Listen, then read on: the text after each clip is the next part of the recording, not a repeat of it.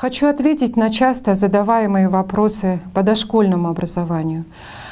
Какие трудности вы видите в организации или осуществлении предшкольной подготовки? Что еще необходимо сделать, чтобы дети пришли к школе подготовленными? На протяжении последних лет в Кыргызстане все большее внимание уделяют раннему развитию детей. Это выражается в приоритетной поддержке дошкольного образования и развитии программ подготовки детей к школе. Дошкольное образование растет у нас достаточно быстрыми темпами.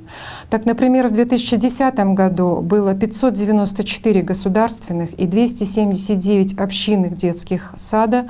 При этом охват составлял всего 13% детей дошкольного возраста. В этом году, согласно данным Министерства, в республике функционирует 1507 образовательных организаций, реализующих программы дошкольного образования с охватом 173 200 детей, что составляет на сегодня более 20% от общего количества детей дошкольного возраста. Особенно показателен рост частных дошкольных организаций. Это во многом связано с упрощением лицензионных требований, которых Министерство добилось в 2015 году. Тем не менее, охват детей дошкольным образованием остается низким. В ряде стран СНГ он достигает 100% или приближается к этой цифре. К сожалению, пока не представляется возможным довести охват в Кыргызстане до уровня 1991 года. Это 34% детей. Поэтому развитию дошкольного образования уделяется самое пристальное внимание. Понимая необходимость создания равных стартовых условий всем детям, Министерство делает акцент на развитие программ предшкольной подготовки.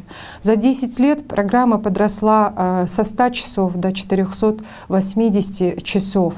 Если 100-часовая программа давала возможность только привить детям некоторые наиболее важные учебные навыки и была недостаточна для социализации ребенка, то программа «Наристе» выполняет сейчас обе эти задачи. В 2016 году по программе предшкольной подготовки были обучены 137 951 ребенка. Для работы с шестилетками специально обучены все педагоги, работающие в классах предшкольной подготовки.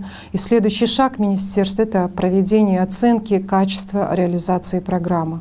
Ведь именно вложения и финансовые, и социальные, и педагогические в раннее развитие ребенка, как показывает мировая практика, приносят государству в перспективе большие выгоды в виде более качественной подготовки специалистов и формирования ответственного гражданина.